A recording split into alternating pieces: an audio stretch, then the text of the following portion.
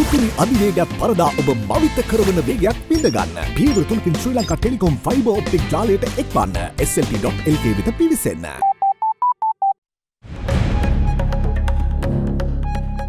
Making headlines on First at 9. Flip-flop.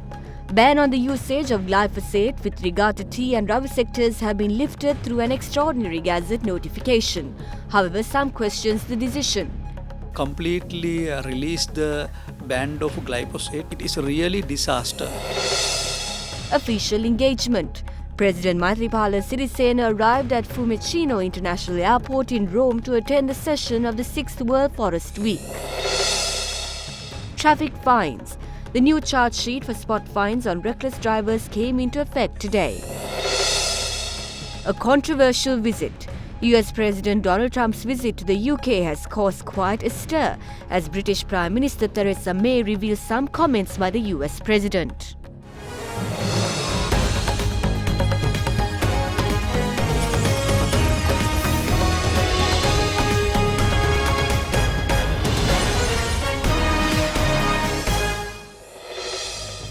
Well, a very good evening to you and welcome to First at 9. I'm Katharina Chang.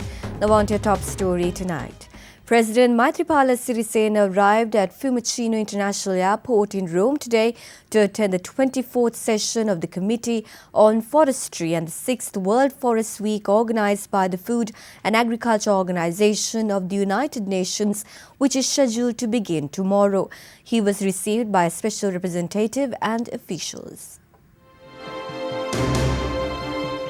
President Maithripala Sirisena, who arrived in Rome, received a warm welcome by a group of representatives at Fiumicino International Airport this morning. The 24th session of COFO and the 6th World Forest Week will explore the contributions that forests can be used to achieve sustainable development goals. President Maithripala Sirisena is scheduled to deliver his special speech at the session on July 16th. Later, President Sirisena will undertake a tour to Georgia from 17th to 19th to attend the Open Government Partnership Global Summit 2018. Prime Minister Ranil Wickremesinghe says that the profits gained through community development projects should fund the farmers of the country. He made this statement at the inauguration ceremony of the Gampereliya program aimed towards developing villages in the country.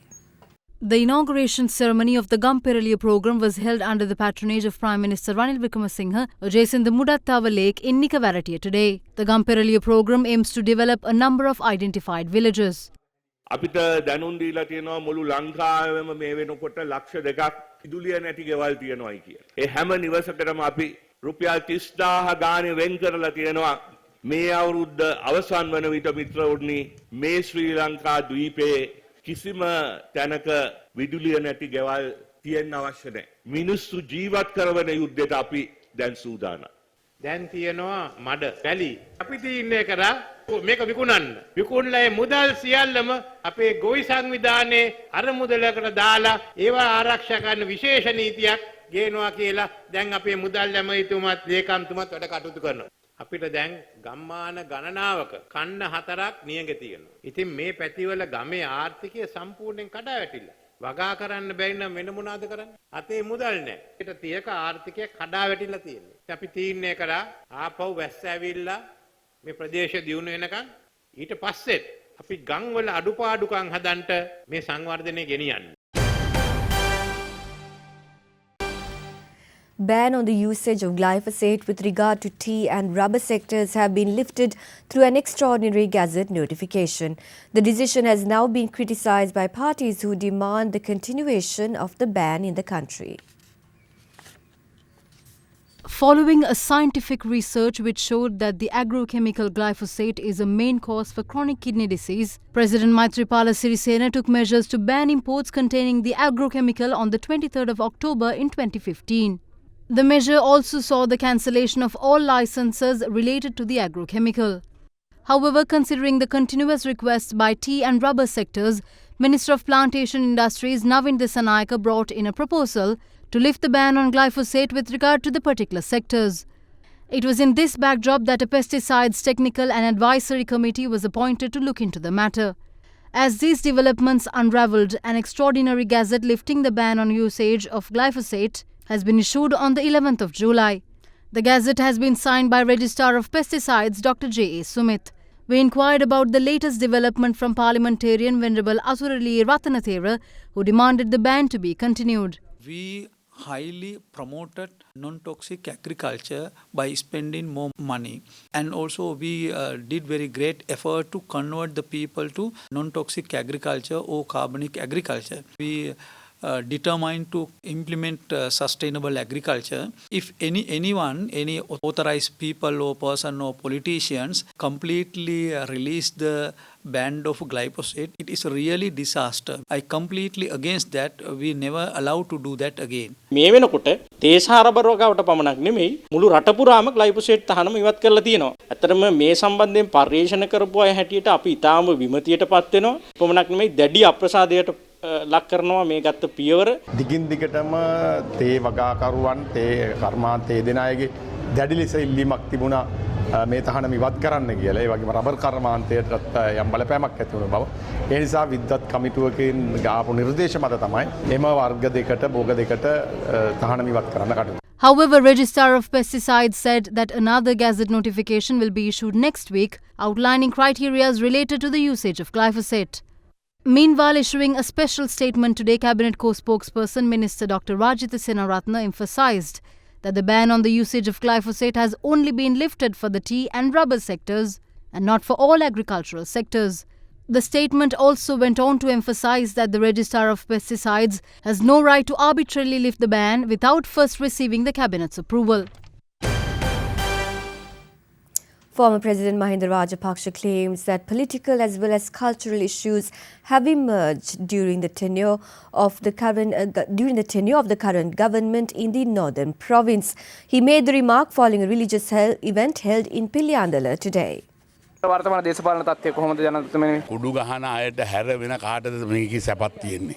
ජාතික ආරක්ෂාව සම්බන්ධයෙන් කොහොමද වර්තමාන ඇත්තටම ජාතික ආරක්ෂාව ගැන අපිට සුකු සැකයක් තියෙනවා. දැන් විදේශන මහත්තයා විවිධ ප්‍රකාශ කරන ඒ වගේම විජයකලා මහත්තයා විවිධ ප්‍රකාශ කරනවා. ඔබතුමා මේ වන විට පාලනයේ හිටියනම් මේ මොන වගේ තීරණද ජනාධිපතිතුමනි ගන්න? ඊට මෙවැනි ප්‍රකාශයක් කවදාකවත් කරන්නේ නැහැ. මොකද මේ ප්‍රකාශයක් කරන්න හේතුවක් ඇති විදිහේ නැහැනේ. 2009 ඉඳලා 2015 වෙනකම් අපි පාලනයේ යුගයේ හිටියානේ. එවැනි ප්‍රකාශ නිකුත් කරේ නැහැනේ කවුරුවත්. මේ වන විට මේ උතුරේ තියෙන හමුදා ඉඩම් පවා නිකන් ඉවත් කර ගැනීමේ සූදානමක් තියෙනවා. ආණ්ඩුව බලයට එන්න ඡන්දේ ලබා ගැනීම සඳහා උතුරේ කරපු පොරොන්දු දැන් ඊට කරමින් යනවා. යාපනයේට ඒ ටික පොරොන්දු ටික දීලා අනිත් කිසි දෙයක් කරන්නේ නැහැ. දැන් බලන්න සංවර්ධනයක් නැහැ, සංස්කෘතික වශයෙන් පිරීලා යාපනයේ කුඩු දේශපාලඥයෝ පොලිසියේ මුර දෙප ඉස්සරහින් පස්සෙන් විදාගෙන එනවා කියනවා. ලොකු අධිචෝදනා පත්‍රයක් ඉදිරිපත් කරේ ආණ්ඩුවට. උතුරේ දේශපාලඥයින්ට.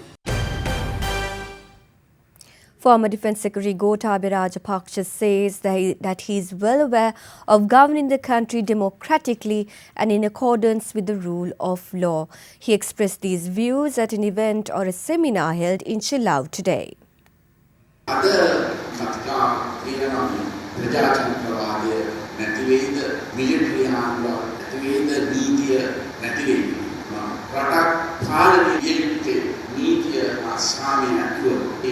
හදනම මා හොඳයි ගන්න. ප්‍රජාතන්ත්‍රවාදය මේ රට තුළ ඇතිවී යුතු කියන කාරණේ මා හොඳයි ගන්න. යුද්ධය අවසන් වුණාට පස්සේ උතුරු පළාතේ ප්‍රජාතන්ත්‍රවාදය ස්ථාපිත කිරීම සඳහා ගත් සෑම පිළිවෙලකම මූලික අවශ්‍යම කටයුතු කළේ මා. නීතිය ආසාමයේ ක්‍රියාත්මක කිරීම වේවා ආර්ථිකය වේවා මේ සෑම දෙයකම අවශ්‍ය නිවැරදි තීරණ ගැනීමට පුළුවන් නායකත්වයක්. Former Minister Basil Rajapaksa pledges to build a disciplined society within the next 5 years if the public would grant them the power. He made this statement speaking at a rally dubbed as the Public Weave Against the Government held in Madragiriya today. දැන් කුඩු පස්සේ පහතාලේ අමතකයි. දැන් එල්ලුම් ගහ.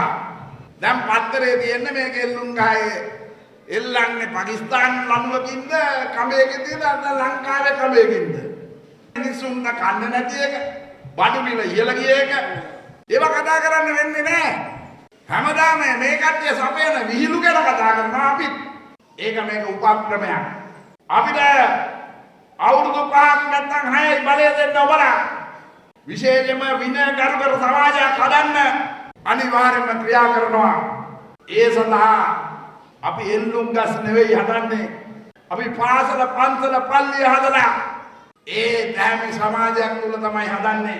රාජ්‍ය රාමනායක. එයා විජය කලාට කතා කරන ටෙලිෆෝන් එකේ. විජය කලා ඇයි ඔයා මේක කිව්වේ? විජය කලා මොකද්ද කිව්වේ?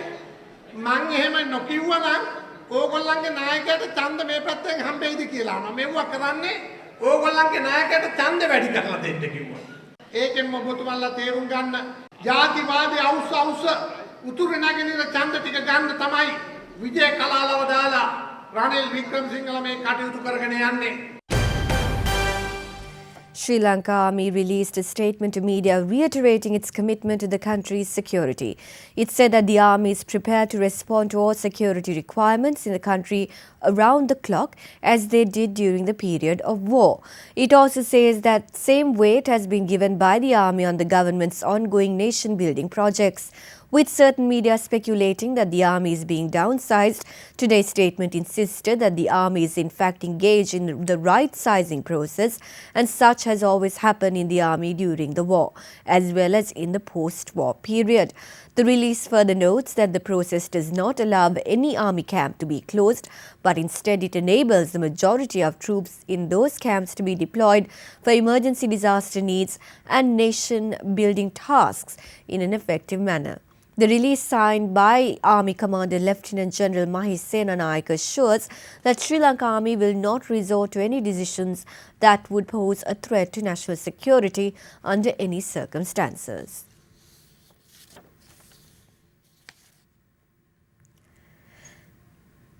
Today is the third day of the annual Asala procession of the Ruhunu Maha Kataragama Devalaya. The annual procession commenced on Friday, and the devotees got the chance to witness the second procession yesterday. Over 8,000 devotees who undertook the annual journey on foot from the north and the east through treacherous jungles and terrain have already reached the Kataragama sacred grounds. The trustee to the Kataragama Devala, Nidilunuwan Rajapaksha, says that all necessary facilities are provided for devotees attending the procession. FM Derana and TV Derana provide the official media coverage for the festival until it concludes on the 27th of this month.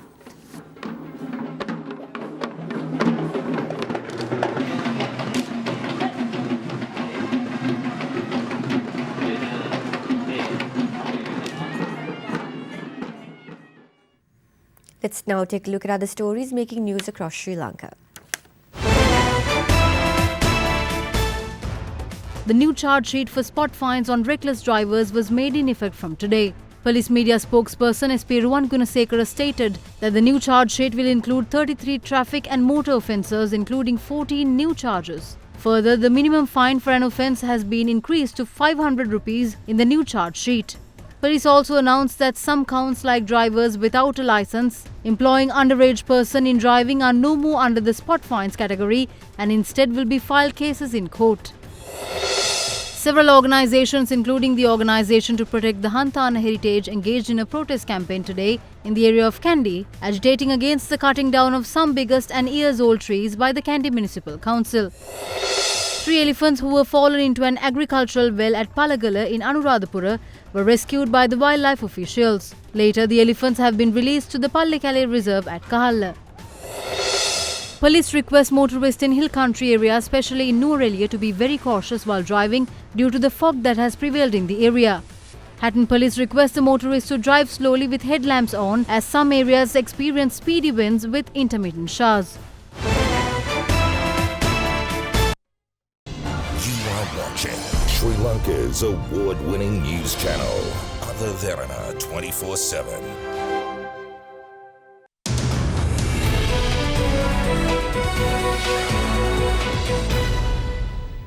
Welcome back to the news.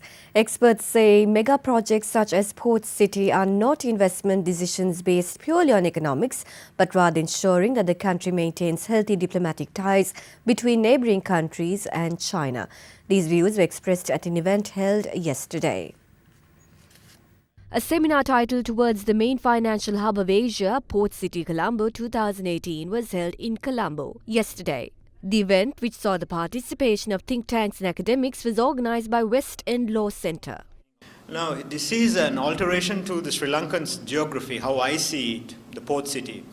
you're building an artificial island is alteration to the boundary of Sri Lanka, the coastline. And how that will impact is about a discussion about geography and regulation. How I see the influence of Sri Lanka will face three spheres of influence, which is the US sphere of influence, Chinese sphere, and the Indian sphere of influence. And the geostrategic position of Sri Lanka is very important. So as you know, the Belt and Road Initiative, the $1 trillion initiative by an Asian nation, is actually connecting several continents, not only countries. And this can be a golden opportunity for Sri Lanka. Internal political stability is very important because you won't bring your money, you won't invest if you don't have the internal political stability of a nation. Consistent policies are really, really important from previous government to this government to the next government. Are we permitted or are we able to make these big investment decisions like Port City purely based on economics? And unfortunately, I would say we are not able to do that. We need to pay attention to strategic considerations of our neighbors and the other players in the environment or in the region. We cannot do anything to harm strategic interest of our big brother India. That is a fact. Geography is a variable, but it's a constant variable. We cannot change geography. We are so close to India. So in this situation, what would be the best option? I think if India and China can work together, that would be the best option for us. If India can invest alongside China, that would be the best option for us. Sri Lanka need not to benefit or hedge one against the other. That's the wrong way to go. We need to be the bridge between these two giants, between India and China. This, to me, is a national project. It is not a green project, it is not a blue project, it is not a red project. It is a national project. Director of Corporate Affairs for Litrogas, Chaminda Edrivikrama, says that the Consumer Affairs Authority took the decision to reduce the prices of LP gas on the 29th of last month in a backdrop where global LNG gas prices is in an increasing trend. Furthermore, he added that the move to reduce prices by 8% was taken without holding proper discussions with the company.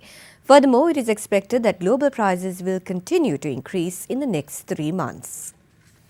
The Consumer Affairs Authority took the decision to reduce the price of a 12.5 kg domestic LP gas by Rs 138, a 5 kg LG gas cylinder by Rs 55 and a 2.3 kg cylinder by 25 rupees on the 29th of last month. The Consumer Affairs Authority noted that the prices of both Litro and Laf's LP gas cylinder were subjected to the price revision and 2 determination letters were sent to the companies following a decision taken by the Cost of Living Committee on the 26th of June. Over the past year, Europe and Asia have been supported by increasing oil, coal and carbon prices. Furthermore, due to the growth in LNG trade, a growing integration is observed in global gas prices, with the correlation between European prices and Asian spot LNG prices represented by the Japan-Korea maker being quite high since the previous LNG wave over 2009 to 2011. But more recently, the correlation between these markets and US gas prices has also begun to increase, consistent with Henry Hub increasingly playing the role as the anchor price for global gas prices. Speaking to First at 9, Director of Corporate Affairs for Litrogas, Chaminda Edrivikrama, said that given the increase in global prices for LNG, the company was expecting a price increase of Rs 27 by the CAA, but it was not so. We are allowed to basically submit our price application every 2 months. So March and April application submitted in end of May because we need these 3 weeks to basically finalize the cost factor as we import gas on LC on credit basis, right? So when you retire the bills only, you know exactly the cost factor because exchange rate is fluctuating. So when we submit March and April application, because March there was a world market price reduction, but then we had to submit the application based on the March and April thing on May.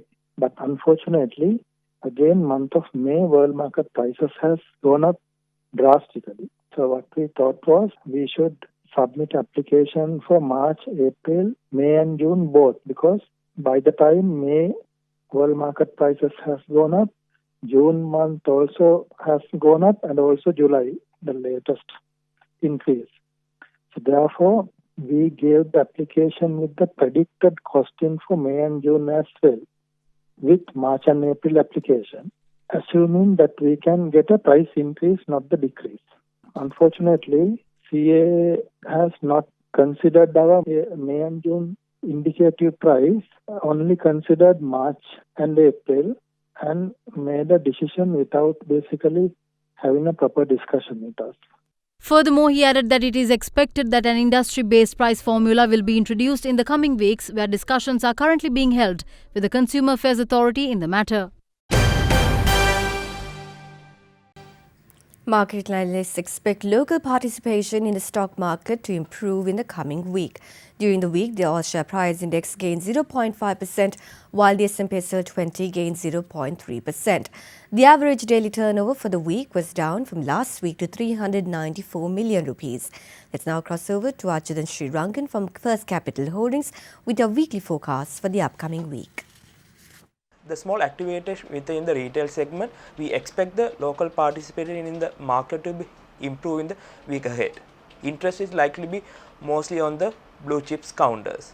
We remain positive on the overall market, except on the upward trend on the buying interest in the overall market. With the retail segment get activate, we believe buying interest in the mid counters to improve, which was stagnated for last couple of weeks.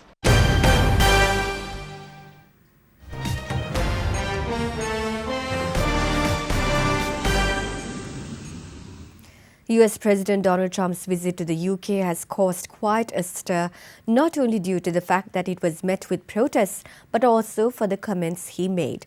In true Trump fashion, he gave an interview to a British newspaper and said Prime Minister Theresa May's Brexit deal would kill any future trade deal with UK. Not stopping there, he even backed May's rival Boris Johnson for Prime Minister. Prime Minister May has now revealed what Trump sees as a solution for the labyrinth that is Brexit. Trump's solution is not taking to the negotiating table, but to in fact sue the European Union. US President Donald Trump's two-day stay in the UK has been a whirlwind for the media. Protests were worked off both in London and Scotland against his visit. That didn't deter Trump as he rattled off comment after comment, often contradictory, which made headline news. Following his discussions with UK's Prime Minister Theresa May, US President Donald Trump said on Friday at a joint press conference that he had given her a suggestion, but she had found it too brutal. Give her a suggestion, I wouldn't say advice, and I think she found it maybe too brutal. And that's okay, because I could see that. Asked by the BBC's Andrew Marr what it was that he said, UK's Prime Minister had this to say. He told me I should sue the EU. Sue the EU? Sue the EU. Not go into negotiations, sue them. Actually, no. Did you think about that for a second? We're going into negotiations with them. But interestingly, what the President also said at that press conference was don't walk away. Yeah. Don't walk away from the negotiations because then you're stuck. So I want us to be able to sit down to negotiate the best deal for Britain. Meanwhile, a white paper published on Thursday fleshed out details of Britain's Prime Minister's plan, which advocates close links with the EU on trade in goods, but not services. Trump told the Sun newspaper that May's proposal would probably kill a trade deal with his country. Hours later, however, he said a US trade deal would absolutely be possible. The 12 boys and their football coach who were recently rescued from a cave complex in northern Thailand following an ordeal which lasted over 2 weeks have appeared in a video message for the first time. They each thanked officials and well-wishers for their help and support. Clad in patient gowns and surgical masks, the 12 boys and their football coach sat up in their beds at a hospital in Chiang Rai province as they individually gave brief statements. The video message was filmed on Friday and was released by Thai officials yesterday. 14-year-old Adul Samon delivered his in English. I'm Adul. Now I'm very fine. I'm very thank you so helpful. Thank you so much. The other boys who spoke in Thai echoed Adul's sentiments of gratitude and joy and mentioned which food they look forward to eating. Health officials say that all 13 are tentatively scheduled to be discharged on Thursday. Some of the boys lost as much as 11 pounds during their ordeal. However, most of them have gained 4 pounds since being rescued. Meanwhile, Thailand's public health minister said the group is physically active and healthy. Time now to bring you the very latest from the world of entertainment and showbiz on our brand new segment 70 Seconds of Entertainment.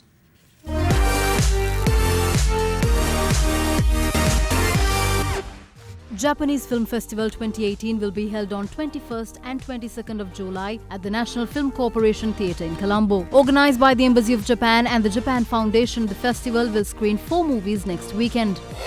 Taking you to Hollywood, Scarlett Johansson pulled out of a movie in which she was cast to play a transgender character following a backlash from the LGBTQ community. Rob and Tug was due to star Johansson, who is straight, as the late real-life American crime kingpin Dante Tex Gill, who was born a woman but identified as a man. The award-winning television period drama Downton Abbey is to get a movie makeover with the series' original principal cast reuniting for the project. Production for the movie will start later in the summer. Sony Pictures animation Hotel Transylvania 3 Summer Vacation looks set to check in at number 1 at the US box office this weekend, taking in an estimated $45 million in takings. Meanwhile, Disney's Incredibles 2 became the highest-grossing animated film ever in the US this week. One of the most anticipated movies of the year, Mission Impossible Fallout, has started its premieres worldwide. The movie has already earned rave reviews from critics and will be in theaters on July 25th.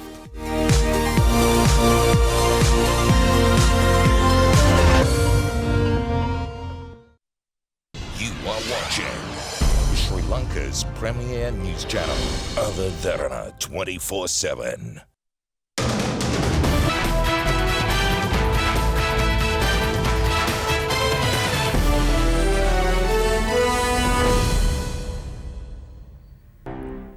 After more than a month of World Cup action, 62 matches and many incredible moments to remember, we are down to 2 teams, France and Croatia. The final match between France and Croatia is currently underway at the Luzhniki Stadium in Moscow, with France leading 2-1. Mario Mandzukic headed an own goal opening the scores for France. Ivan Perisic, however, equalized for Croatia, while Antoine Griezmann scored the second for France from a penalty.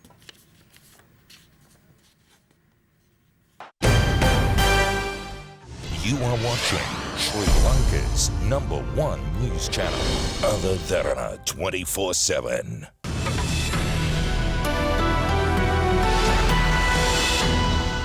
Good evening to our viewers and welcome to Forecast First. Starting off with your temperatures for tomorrow, they are to vary between 21 and 35 degrees Celsius, with the highest of 35 expected in Mullaitivu. Well, when looking at the map, a low pressure zone will develop in the western province and will gradually spread along the coastal line from Mannar to Galle. Well, the areas of Jaffna, Mannar, Trincomalee and Batticaloa will experience sunny weather, but the areas of Vaunia, Putlam, Anuradhapura, Kandy, Colombo, Galle and Mathura as well as Hambantota will, however, experience showers. That's all from the Weather Centre tonight. Up next is your City by City forecast.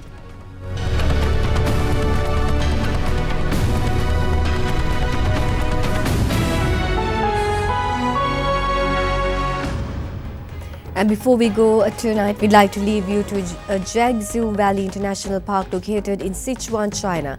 Its name is due to the existence of 9 stockaded villages of Tibetan origin, and it is always regarded as a holy mountain and watercourse by the Tibetan people. Jiuzhai Valley National Park is a great masterpiece of nature, having dreamlike scenery which combines blue lakes, waterfalls, verdant forests, snow-covered mountains. We hope you enjoy these visuals and have a pleasant evening.